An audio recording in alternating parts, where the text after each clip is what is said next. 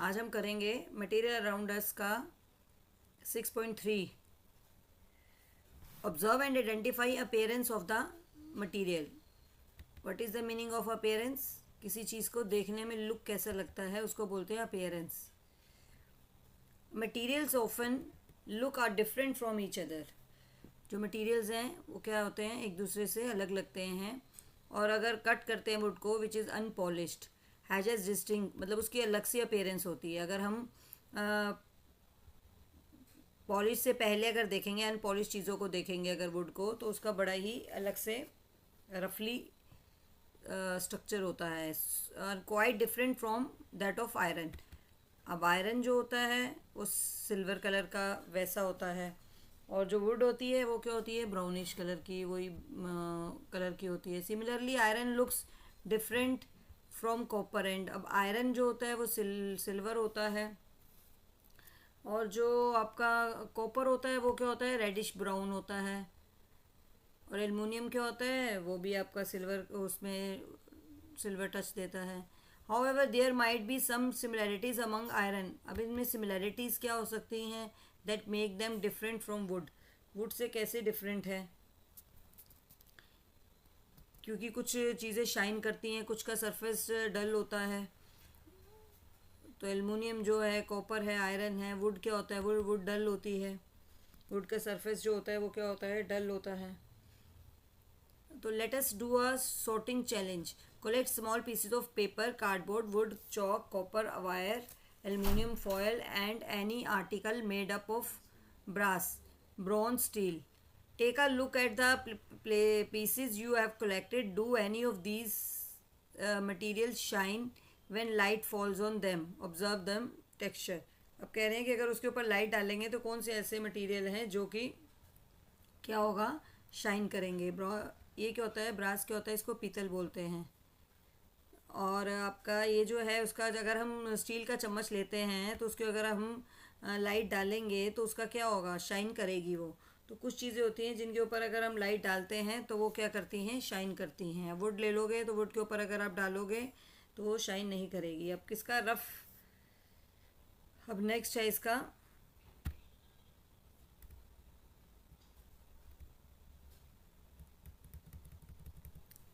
color and other noticeable features and record your observation in the notebook. Group the collected pieces of their appearance. तो मतलब कौन सा rough है, कौन सा किसका स्मूथ स्ट्रक्चर है, वो सब आप देखेंगे। Material that typically have shiny, जिनका शाइनी स्ट्रक्चर होता है, are said to be the lustrous appearance. Such materials with the lustre are usually metals. और जो मेटल्स होंगे वो क्या होंगे, हमेशा शाइनी होंगे। लेकिन शाइनी चीज़ें कब सारी मेटल्स नहीं होती हैं। अभी हम आगे पढ़ते हैं एग्जांपल्स ऑफ मेटल्स। आयरन ले लो, कॉपर ले लो, जिंक ले लो, एल्युमिनियम ले लो एंड गोल्ड। गोल्ड जो होता है, गोल्ड तो शाइनी ऑब्जेक्ट होता ही है। हाउ एवर सम मेटल्स में लूज देयर लस्टर, कुछ अपनी lustre start to the dull, मतलब धीरे धीरे वो मेटल क्या हो जाता है, डल हो जाता है, नॉन लस्ट्रस में आ जाता है। वो कौन सा हो सकता है, वो किससे होता है, एयर और मॉइस्चर के। अगर एयर और मॉइस्चर में वो चीज़ रहेगी तो वो क्या हो जाएगा, वो नॉन लस्ट्रस भी बन जाता है। जैसे आयरन है, अगर आयरन को लेते हो तो कुछ टाइम तक क्या हो जाता है, आयरन वो डल होना शुरू हो जाता है, उसके ऊपर जंग लगना शुरू हो जाता है।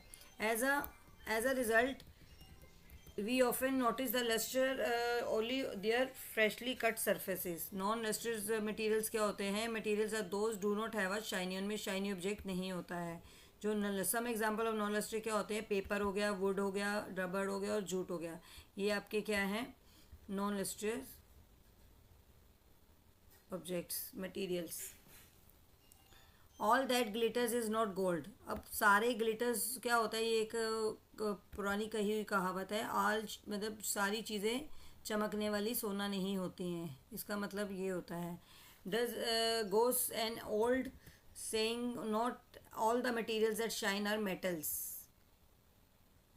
Surfaces of some materials are made shiny by the polishing. अब ये क्या चीज़ है, यही वो चीज़ है जो मैंने आपको पहले बताया है कि जो लस्ट्रस चीज़ें होती हैं जैसे मेटल्स हैं, कुछ चीज़ें ऐसी होती हैं जो शाइनी होती हैं लेकिन वो क्या होती हैं, वो मेटल्स नहीं होती हैं। जैसे उनको पॉलिश करा जाता है या कुछ कोटिंग की जाती है with layers of the plastic, कुछ वैक्स से करा जाता है उसको चमकाने के लिए, अलग अलग चीज़ें उनके ऊपर कोटिंग करी जाती है, तब वो जाके शाइनी होती हैं।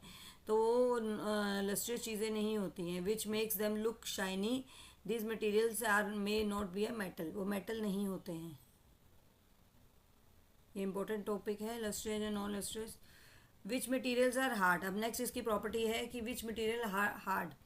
When you press different objects, हम किसी भी चीज़ को अगर प्रेस करके देखते हैं तो उसको देखते हैं कि अगर वो दब जाती है तो उसको बोलते हैं वो सॉफ्ट है, और जो नहीं दबती उसको बोलते हैं हार्ड है। सम ऑफ देम लाइक स्टोन्स में बी हार्ड टू। अब स्टोन्स क्या होते हैं? हार्ड होते हैं। कंप्रेस मीन्स होता है दबाना, अगर हम किसी चीज़ को प्रेस करते हैं दबाते हैं तो होता है। While other like an eraser can be easily compressed, और मेटल की use to scratch the surface of the piece, and wood, aluminum, stones, like a chalk, any other material or object. Can some materials be scratched? अब वो पहले वो पूछ रहे थे, पहले कह रहे थे कंप्रेस का कि उसको हम दबा सकते हैं, अब कह रहे हैं स्क्रैच कि उसके ऊपर स्क्रैच क्या मोर इजिली देन अदर्स, मतलब उसके ऊपर हम स्क्रैच कर सकते हैं। Materials which can B compress, जो कि दब भी जाएंगी और स्क्रैच भी हो जाएंगी इजीली, उनको बोलते हैं वो सॉफ्ट होती हैं। जो दबेंगी भी नहीं और स्क्रैच भी नहीं होंगी उनको बोलते हैं hard. While other materials which are difficult to compress और scratched are hard. However, these properties are relative in nature. For example, rubber is harder than sponge but softer than iron. हाँ, मतलब कुछ चीज़ों में अगर कंपैरिजन करें तो rubber क्या होता है, अगर स्पॉन्ज से उसका कंपैरिजन करेंगे तो स्पॉन्ज क्या होता है, बहुत सॉफ्ट होता है, और रबर अरेजर जो होता है वो आपका हार्ड होता है। ऐसे ही जो अगर हम रबर की इससे करेंगे तो आयरन से क्या होता है, सॉफ्ट होता है। तो इसीलिए किसी दूसरे के साथ कंपैरिजन करने से ही पता चलेगा कि वो किससे कंपैरिजन हम कर रहे हैं। अब 6.1 है, let us observe, hold the with your hands, feel the objects. हम अपने हाथ से फील करके देखें कि वो दबा के उसको कंप्रेस करके कि वो सॉफ्ट है या नहीं है, इसको ऑब्जर्वेशन करते हैं। इसका चार्ट में ऑब्जर्वेशन, जैसे मैंने ब्रिक कहा है, ब्रिक क्या होती है, मोस्टली हार्ड होती है और बेक्ड क्ले की बनी होती है। वाटर बॉटल क्या होती है, हार्ड होती है, और वो किसकी होती है, स्टील की बनी होती है। तो ऐसे ही है, पिल्लो है वो सॉफ्ट होता है, पिल्लो सॉफ्ट होता है और ये कॉटन का बना होता है। टम्बलर क्या होता है, हार्ड होता है, स्टील का बना होता है। टेबल क्या होता है, हार्ड होता है, वुड का बना होता है। ऐसे ही स्वेटर क्या है, सॉफ्ट होता है, वूल का बना होता है। तो एक मैंने एक्स्ट्रा ले लिया, पेन, पेन क्या होता है, हार्ड होता है क्योंकि वो प्लास्टिक का बना होता है। तो ये ऑब्जर्वेशन आप कुछ भी ले सकते हैं, अलग अलग चीज़ें भी लिख सकते हैं। Compare and observation the friends क्या डिस्कस करें। और अब नेक्स्ट प्रॉपर्टी पे चलते हैं, जिसमें क्या है कि एक्सप्लोर कर सकते हैं विच कैन बी सी और कैन नॉट बी सीन। अब कुछ चीज़ें हम देख सकते हैं और कुछ चीज़ें नहीं देख सकते हैं। Gulnar and Sheeta and Sara are playing hide and seek with their friends. वो एक बिग ट्री के पीछे, गार्डन के पीछे छुप गई। While Sara hides behind the frosted glass, वो वहाँ उसमें फ्रोस्टेड ग्लास क्या होता है, जिसमें क्लियर नहीं होता है, धुंधला सा होता है, हेजी सरफेस होता है उसका। और Sheeta's younger brother can all the happenings through a glass window, से वो उसको उसके घर में से the materials through which are के लिए अभी ये इम्पोर्टेंट है इनकी definitions. Materials through which can be seen clearly, अगर कोई चीज़ क्लियरली नज़र आ रही है तो उसको बोलते हैं ट्रांसपेरेंट। इसमें ग्लास ले सकते हैं, वाटर ले सकते हैं, एयर ले सकते हैं, सेलोफोन पेपर ले सकते हैं, are the examples of the transparent. ये क्या है, ट्रांसपेरेंट, जिसमें से क्लियरली आपको दूसरी साइड पे नज़र आएगा। Why did Golan and Sheeta Sara choose these places to hide. अब नेक्स्ट है, सीता ब्रदर्स जो है वो क्या अपने friends through a closed wooden, अब वुडन क्लोज्ड वुडन विंडो के पीछे छुप गया। तो क्लोज वुडन विंडो के पीछे उसको बिल्कुल भी नज़र नहीं आएगा, तो उसको बोलते हैं ओपेक। ये देखिए वो क्या होते हैं, opaque objects. There are many material through which are able to see at all, these materials are called the opaque। Would, cardboard, metal, जिसके आसपास बिल्कुल भी नज़र नहीं आता, वॉल हो गई, वॉल के पीछे कोई छुपा है तो वो नज़र नहीं आएगा, तो वो सब चीज़ें क्या होती है, ओपेक। अब नेक्स्ट है the materials through the which objects can be scene, मतलब नज़र आता है बट क्लियरली नहीं आता है, तो उसको बोलते हैं ट्रांसलूसेंट। जैसे बटर पेपर ले लो, फ्रोस्टेड, वो धुंधले धुंधले नज़र आएंगे। Glass are example of the translucent materials. ये कुछ देखो, ये छुपा हुआ है, ये सी यहाँ पे छुपी हुई है, डी यहाँ पे है, ये ए है, ये बी है, इनके चीज़ें बतानी है। ए पे क्या है, दीवार है, तो ये क्या हो गया आपका, पूरा ही है, नज़र नहीं आ रहा, ओपेक हो गया। बी भी क्या हो गया आपका, ओपेक हो गया। एंड नेक्स्ट सी क्या है, ट्रांसलूसेंट है। क्यों ट्रांसलूसेंट, क्योंकि उसको धुंधला नज़र आ रहा है। और ये डी है, ये क्या है, ट्रांसपेरेंट है, क्योंकि इसको ईजिली नज़र आ रहा है आमने सामने। नेक्स्ट है आपका 6.6, क्लासीफाई। ये कुछ दे दिया, ट्रांसलर, butter paper, eraser, frosted, wooden, window glass, ये सब दे दिया। अब इसको बताना है हमें कि ये किस में आते हैं। तो ये किस में हैं,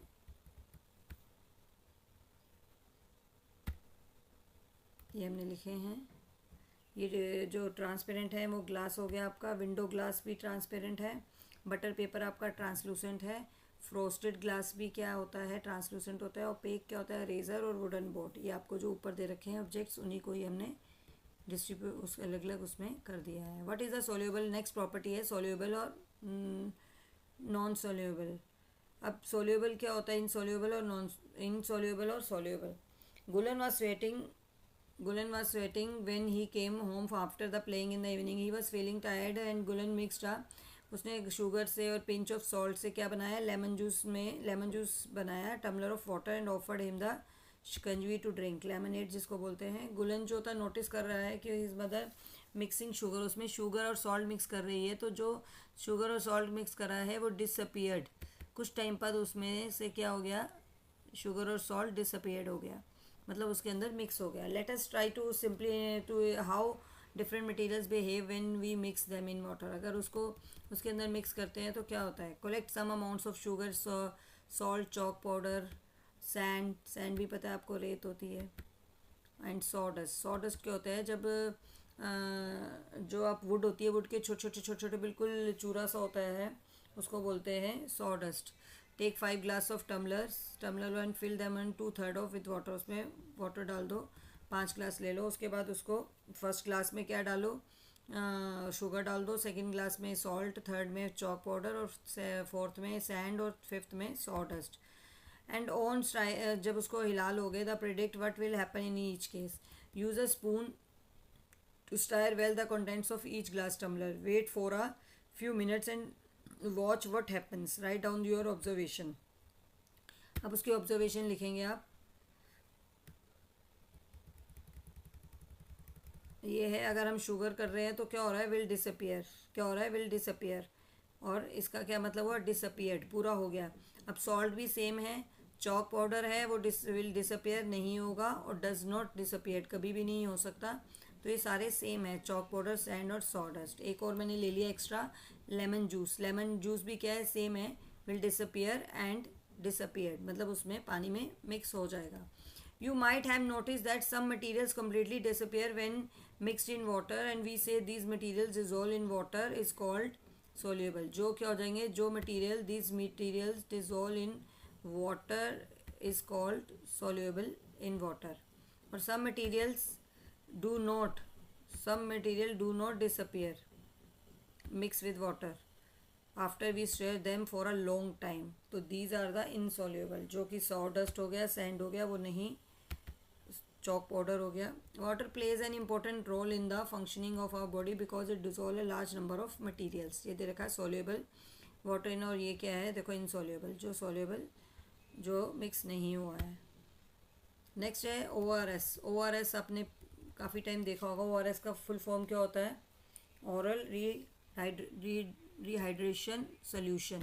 रिहाइड्रेशन सोल्यूशन क्या होता है, ये is use to the treat the dehydration due to the diarrhoea and other illness. These readymade ORS packets are available in primary health concern, मतलब सेंटर्स में मिलते हैं और मार्केट में भी मिलते हैं।